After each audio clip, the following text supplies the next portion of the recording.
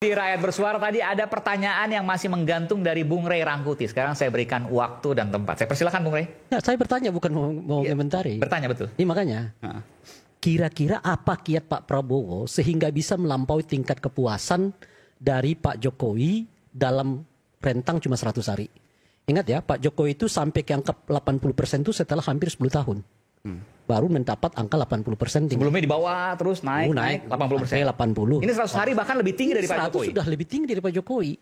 Artinya kan... Sebentar, sebelum saya ke Anda. Sebelum saya ke Bung Noel dan Bang Rio dan juga Bang Daulay. Saya ingin tanya dulu, menurut Anda apa? Saya tidak tahu, makanya saya mau tanya. Apa sih kiatnya gitu loh? Hebat sekali Pak Prabowo sehari dalam 100 hari udah melampaui Pak Jokowi gitu loh. Menurut Anda nggak sehebat itu? Siapa? Menurut Anda nggak sehebat itu? Enggak, kan survei itu mengatakan 80%. Hampir semuanya gitu kan. Kita ngikutin survei itu. 80% melampaui Pak Jokowi yang bekerja selama 10 tahun baru dapat 80%. Ini cuma 100 hari. Kan yang kebayang sama saya, dalam 100 hari aja udah 80,9%. Bagaimana kalau 50 tahun? Bisa-bisa sampai 120, 130% loh itu tingkat kepuasannya gitu. Itu bayangan saya. Betul. Bukan Pak Jokowi sebagai presiden yang disebut sebagai paling hebat ya sepanjang sejarah reformasi gitu hanya 80%. Pak Prabowo 80% itu cuma 100 hari gitu loh. Jadi begini, kita mau lihat apa sih kira-kira ini perlu diluruskan. Jadi maksud Anda bukan Pak Prabowo nggak mungkin bisa 80% melebihi Pak Jokowi, bukan. Tapi kalau 100 hari saja itu bisa 80%, gimana nanti 1 tahun, 5 tahun, 10 tahun kalau 2 periode misalnya. Kalau kita buat 80 aja kan, per 100 hari, katakan per tahun lah. Proporsi gitu. Kali 5. Kan 400% tuh. Saya jawab aja. Saya coba ini. Itu makanya. Ray Rangkuti kan ciri khasnya gitu tuh. Pertanyaan menjebak yang sebetulnya menurut saya kadang-kadang belum tentu kontekstual pertanyaannya. Pertama begini, soal Prabowo dan Jokowi atau Jokowi dan Prabowo. Pak Prabowo itu selalu menyatakan bahwa apa yang dilakukan pada masa dia sekarang ini adalah kelanjutan dari program-programnya Pak Jokowi. Jadi kalau sebelum turun Pak Jokowinya tingkat popularitas pemerintah pada saat itu kan di atas 70%, hampir 80% juga. Jadi hanya sebagai kelanjutan sebetulnya ini masuk akal. Itu satu. Kemudian yang kedua, program-programnya Pak Jokowi yang sangat populer kemudian diminati masyarakat itu tidak ada yang dipotong Pak Aiman. Ya coba lihat PKH. Ya, PKH itu masih beasiswa PIP masih. Malah ditambah MBG. Masa ya nanti itu dulu. Ini yang lama nih. Yang lama. Ini Bapak dengar dulu ini supaya kelihatan nih, supaya Pak Ray tahu ini kenapa bisa bertambah.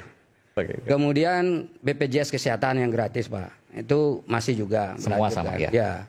Jadi itu kan besar tuh 96,8 juta orang. Dapat tuh gratis tuh semua. Kemudian ditambah lagi subsidi, Pak. Di mana-mana itu ada. Dan seterusnya. Jadi banyak program-program yang di masanya Jokowi sekarang malah justru dipertahankan oleh Pak Prabowo. Nah sehingga wajar kalau misalnya masyarakat kenal betul ini. Jadi nggak ada yang terusik sedikit pun dengan keberadaan Pak Prabowo sebagai presiden. Lalu bertambah sayang dengan Pak Prabowo masyarakat ini. Dengan apa? Dengan program-program baru. Contoh guru. Guru kan sering katakanlah quote and quote ya. Agak terusik karena gajinya selalu di bawah rata-rata Pak. Ya. Lalu sekarang Pak Prabowo menaikkan gajinya. Kemudian buruh kemarin. Ya kan mereka datang belum apa udah sih dah kita sesuaikan. Ya enggak? Ongkos haji turun. Kan jelas ini semua jelas Pak. Kemudian ada subsidi pupuk yang tadinya masih dipotong sana potong sini sekarang harus sampai ke rakyat. Masuk Pak. Irigasi sekarang masuk ke rakyat. Kemudian ada lagi swasembada pangan yang sedang dikerjakan semua rakyat lihat. Itu terbuka dan bisa diaudit. Ditambah lagi dengan program yang sangat populer yaitu MBG. Ini loh, jadi ini kan sudah sangat populer sekali. Akhirnya naik Pak. Gitu loh. Jadi karena dia memang betul-betul dibutuhkan masyarakat, ditambah lagi diplomasi internasionalnya. Pak Prabowo yang membanggakan kita Pak. Dia datang ke India dihormati seperti itu. Ya enggak, kemudian ketemu dengan raja di Malaysia dihormati luar biasa dan beberapa negara-negara lainnya betul-betul membuat kita bangga sebagai anak bangsa Indonesia. Dan itu ditayangkan bukan hanya oleh televisi misalnya kayak Kompas Pak, iNews TV juga menayangkan itu Pak Iman. Ya, jadi karena itu mestinya Ini pertanyaannya saya katakan ya nggak seperti misalnya gini.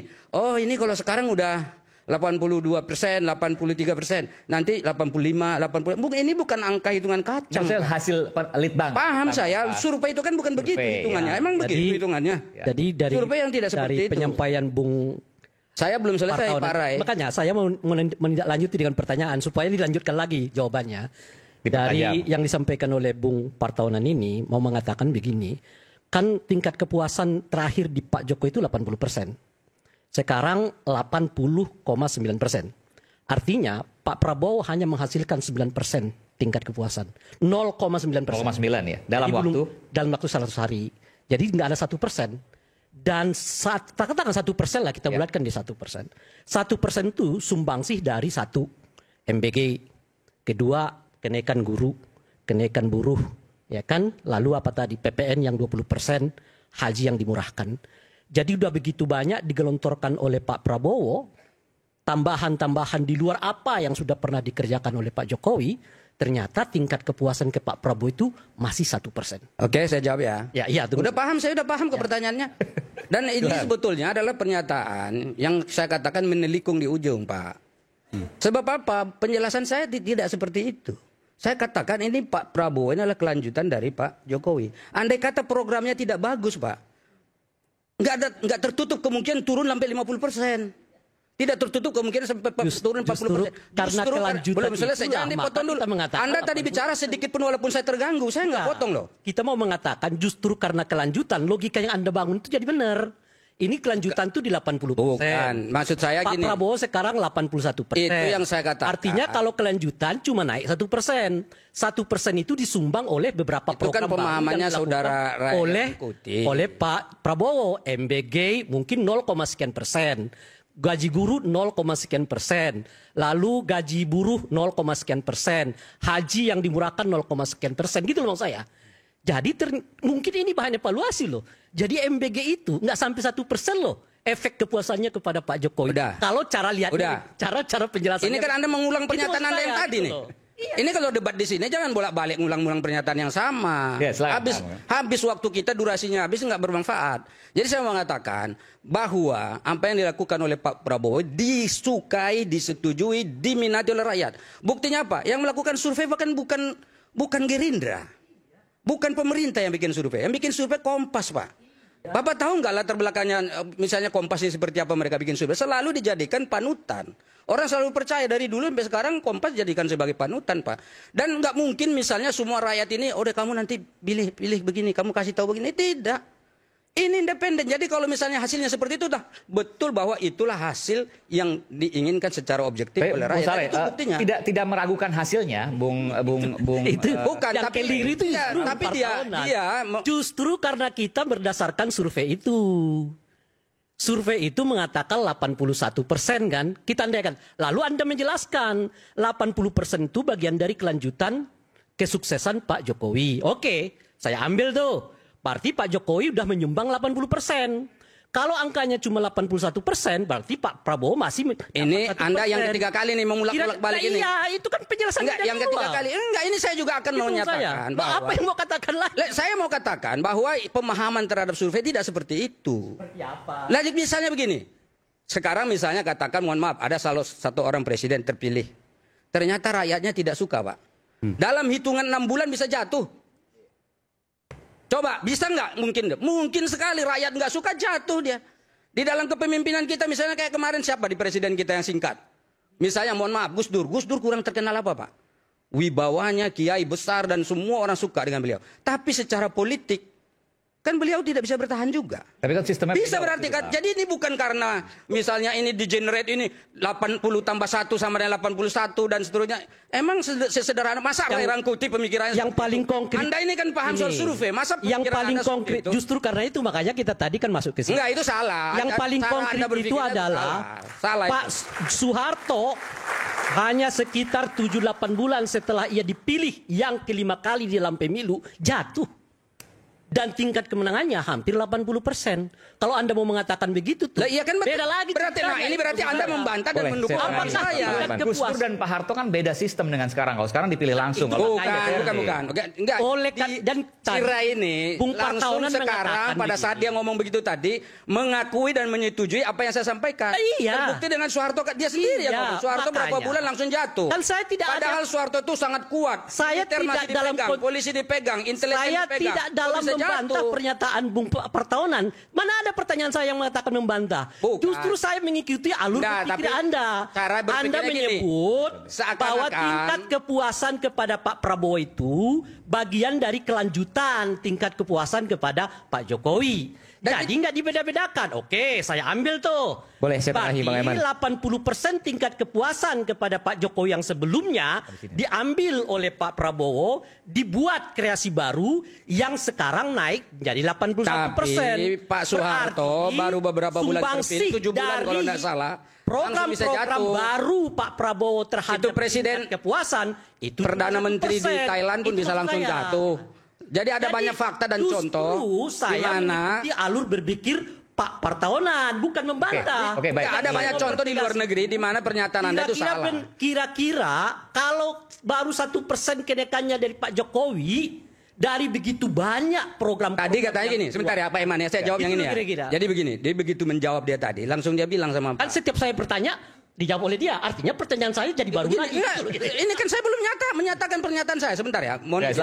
Tadi waktu Pak Noel menjelaskan soal bagaimana Pak Prabowo begini, langsung dia bilang, ini baru berapa bulan udah sekian persen. Nanti bagaimana kalau sudah sekian tahun? Berapa persen ini? Dia takut menjadi 90%. Kan itu pemahaman yang saya dapatkan. Takut. Nah sekarang begitu saya terangkan penjelasannya, langsung dia bilang, berarti cuma 1% nih peningkatannya. Ini kan berarti logika yang salah. Pemahaman saya sebelumnya kan begitu. Makanya saya tanyakan, apa? Dan ada banyak contoh di negara lain, di negara kita juga. Saya tidak melihat menunjukkan bahwa logika Anda itu salah. Kepuasan terhadap Pak Prabowo. Maka saya tanya, kira-kira apa kiatnya? Pak Prabowo kok sampai 81%? Udah saya terangin kan? Nah dijelaskan oleh Bung Partonan. Udah saya terangin. Dan saya belum selesai langsung Anda potong. Penjelasannya adalah 80% itu kelanjutan Pak Eman, saya masih ada setengah lagi yang belum saya jelaskan. Misalnya, saya balik lagi. Oke, kalau begitu. Saya kan belum menjelaskan setengahnya lagi. Gitu loh. Karena terus misalnya gini loh. Ada tadi sebetulnya penjelasan tambahan. Misalnya penegakan hukum, Pak. Penegakan hukum sekarang kan orang semua senang. Misalnya kayak MK, ya Mahkamah Konstitusi tiba-tiba memutuskan bahwa tidak ada presidensial threshold. Emang Anda pikir Pak Prabowo tahu soal pemutusan? Enggak tahu. Buktinya jalan, enggak diintervensi. Ya kan? Kemudian apa lagi? Ya ini si A dijadikan tersangka, si B dijadikan tersangka. Ini menarik nih. Loh, ini artinya bahwa penegakan hukum jalan di Indonesia. Rakyat lihat gitu loh. Ini bagian daripada keberhasilan. Pak Partonan mengatakan salah satu keberhasilan Pak Prabowo itu adalah penegakan hukum terjadi. Oke, kita ambil tuh ya. Apakah Anda mau mengatakan di zamannya Pak Jokowi penegakan hukum tidak sebagus di eranya Pak Prabowo ini? Ini kelanjutannya. Dan saya katakan kan kelanjutan. Bagaimana sih dari tadi ini berpikirnya bolak-balik. Sudahlah Pak, kalau soal putar-memutar kalau itu kelanjutan. Saya belum selesai nih. Kalau itu kelanjutan tidak usah Anda jelaskan karena itu bukan barang baru. MBG itu barang baru, perlu dijelaskan. Menolak 12% itu barang baru, perlu dijelaskan. Tapi kalau penegakan hukum yang sudah benar di zamannya Pak Jokowi seperti Anda sebut dilanjutkan oleh Pak Prabowo, itu bukan barang baru, nggak usah dijelaskan. Udah masuk tuh ke angka 80%. Jadi begini Pak Rai, tadi kan Anda menanyakan apa saja. Jadi pada masanya Pak Prabowo ini semua yang diinginkan oleh masyarakat itu memang dipenuhi. Langsung atau tidak langsung. Jadi kalau Anda misalnya minta, ini pokoknya kita buat garis demarkasi, sebelah kiri begini, sebelah kiri begini. Oh ini kelanjutan, ini nggak kelanjutan. Ini bukan hitung-hitungan angka-angka seperti itu Pak. Ini pemerintahan Republik Indonesia ini lebih rumit daripada Anda pikir. Ada 275 juta rakyat Indonesia yang diurus di sini. Ya kan, mulai dari sekolahnya, kesehatannya, makannya, pekerjaannya. Nggak segampang itu. Jadi karena itu jangan Anda masuk langsung begini setengahnya ini. Begini Pak Rai, saya ini pendukung Prabowo. Udah 15 tahun sebelum dia jadi Nggak pernah pindah-pindah. Tidak pernah pindah. Dan saya ikut debat-debat di semua televisi pada saat pencalonan dia, Pak. Dan saya tahu persis bagaimana memperjuangkan ini. Dan saya tahu persis bagaimana logika berpikir yang dibangun. Kemarin ketika ikut dengan Pak Jokowi, Anda nggak mendukung Pak Jokowi? Saya tidak dukung Jokowi. Oh, enggak. Memang Presiden Jokowi tidak didukung oleh PAN, Pak. 2 kali kita tidak dukung.